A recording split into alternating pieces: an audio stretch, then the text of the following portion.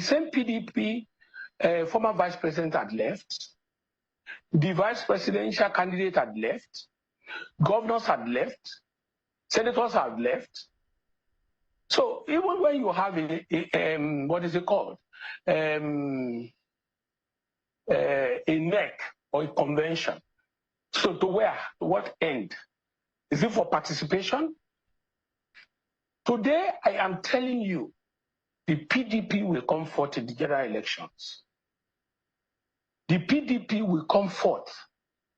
In most states, they are already compromised. They have eased out so many leaders. It's good for them. But let me remind you, Shehu, I was part of the G5. I wasn't the only one in G5 at the time. We have sitting governors. Governor Wike, Governor Makinde, Governor myself, others, we are part of the G5.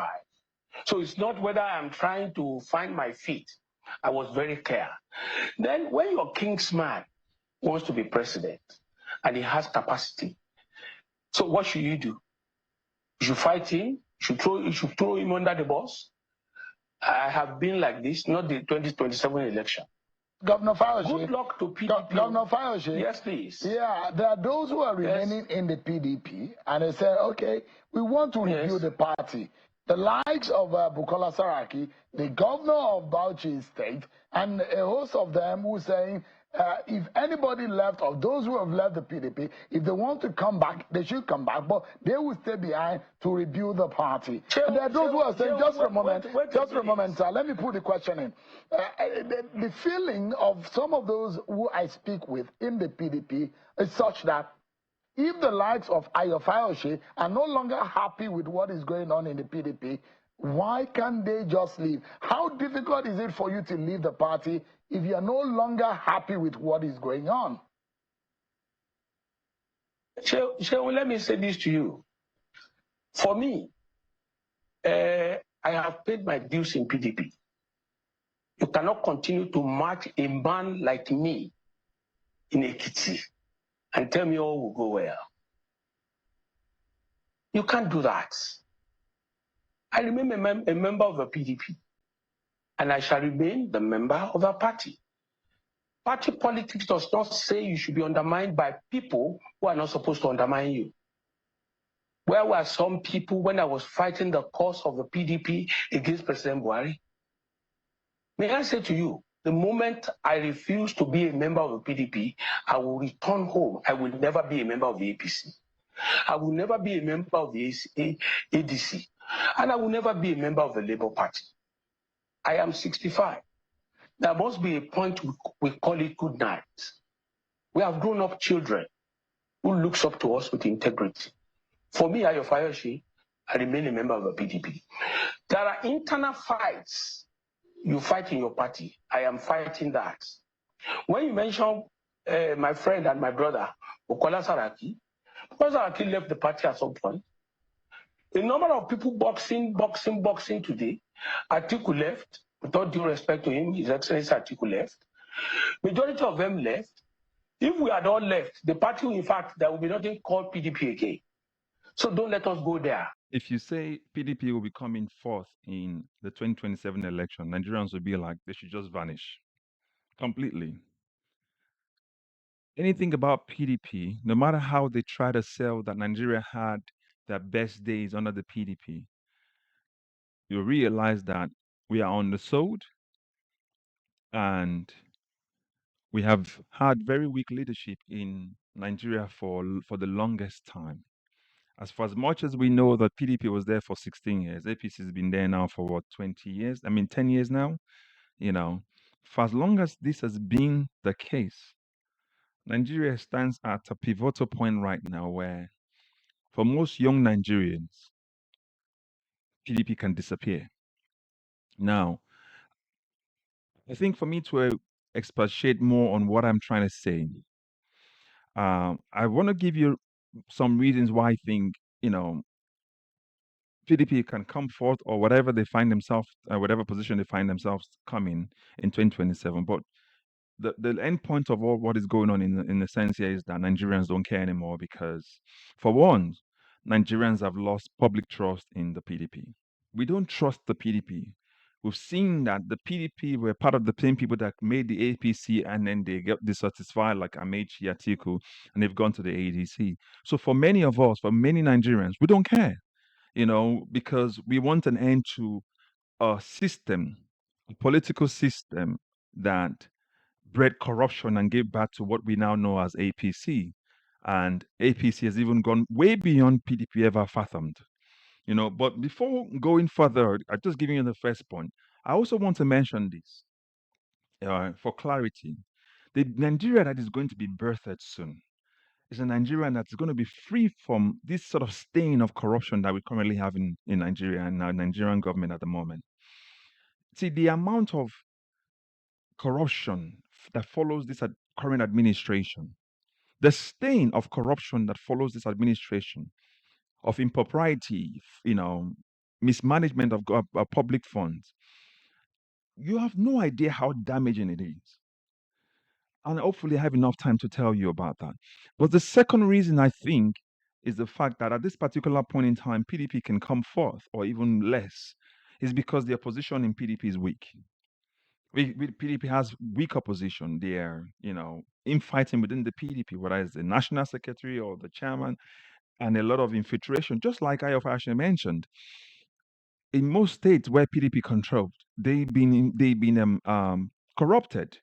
They have moles within those PDP camps. That's why you see this massive defection for their survival, plus the fact that they're corrupt. The third reason I'd like to want to think of will be that you can see this defection, APC defections, and this merger that is coming. This merger coming with the ADC and the defection that is going to the APC. PDP is currently bleeding.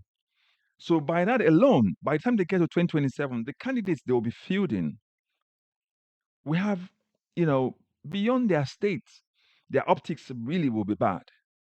So I understand the likes of Bode George keep saying that PDP must not die. It's a legacy party in Nigeria. It's symbolic to Nigeria, but it is symbolic to corruption in Nigeria.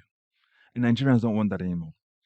Obviously, we have the Obidient Movement. We have other smaller movement coming up, and the Labour Party, the rise of the Labour Party. As for the Labour Party, as long as Peter Obi decides to run within the Labour Party, they will have some stands. But if Peter Obi leaves the Labour Party, then you might as well kiss the Labour Party goodbye, because until Abure is out of position, until there's infection, the likes of Arabambi, Apapa, Abure are out of the place, and they have fresh leadership that's not corrupt or perceived to be corrupt, then his Labour Party as well goodbye. So that's another reason. And voters, we are tired of it, PDP. We're already tired.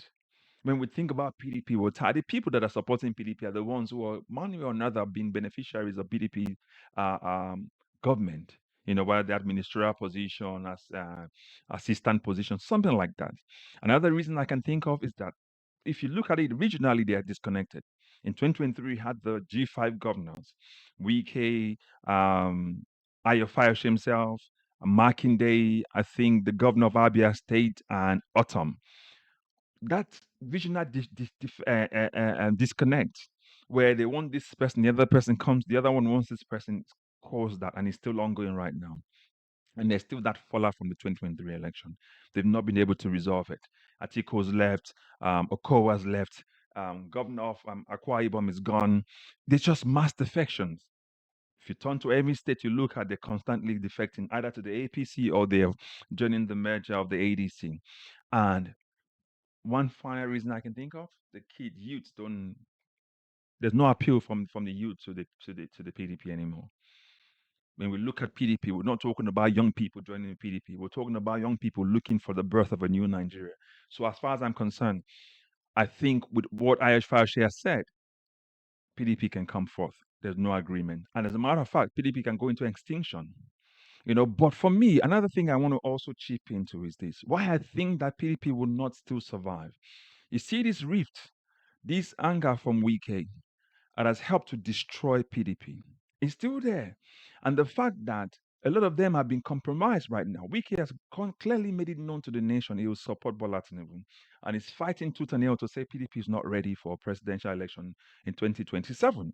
So it's going to do everything possible to make sure that as long as he's within the PDP, As long as he's not expelled, he's going to do everything possible to make sure that PDP does not survive. So for me, I also think that Wike will leave the PDP come 2027 or before then, because that rift that he has with the Atiku Abubakar, even though Atiku Abubakar has left, and because he's done a lot of destruction within the PDP, there's no trust for him because everybody will know that and believe that he's coming to spy for Tinubu. He has that grudge against the national leadership of the PDP. That's what Wike I'm talking about. But he's growing in influence within the APC. But he knows that he has to be one leg in, one hand. For me, I think Wike doesn't have any trust factor working for him anymore. If you look at Wike within the national scheme of things in Nigeria, if you can destroy your own political party, there's no other political party you go to that they will openly accept you. So for his own political survival, he knows PDP will go into extinction. He needs to align with APC. So he will join forces with Bola Tinubu, hoping that he wins in 2027. So that's part of the tactical defection that will happen, which will be another reason. Obviously, like I said before, PDP can expel him. So for me, what I see so far is that PDP is not just going to come forth. PDP is going to go into extinction. After 2027 election, PDP will beg for survival in Nigeria. Because you know what? A new Nigeria is going to be birthed, whether these politicians like it or not. Nigeria will give birth to something new, brand new, shiny, that will be free from the stains of this corruption that these people have perpetuated for so long. That's part of what I think. And that's what I think is going to happen because we're tired. We're tired. And as for Sheyi Makinde, this is my last point I want to leave. Sheyi Makinde doesn't have any appeal beyond Oyo State as of this particular moment. But it remains to be seen. But to say it's going to be presidential material come 2027 is young, but yes, given. But it doesn't have that appeal. It doesn't have that ground support beyond Oyo State. So I don't know what you think, but this is what I think about what's going to happen in 2027 based on what Ayo Fayose has said. But we said with the movement for change in Nigeria, one of the most potential person we currently have right now, if not the most potential of the lot of them, is Peter Obi. And if you take the feelers outside, Nigerians are gravitating towards Peter Obi. His appeal is growing every day, and is growing stronger, even in the far north. So, but I don't know if you agree with what I've just said. Put your comment in the comment section. Let us know what you think. Do you agree with what Ayo Fayose said? Do you think what I've said also make any sense as well? Put your comment in the comment section. Also, remember to like, share. We want you to subscribe if you've not done so, and also recommend this channel to others. As always, I will catch up in the next video. Bye-bye for now.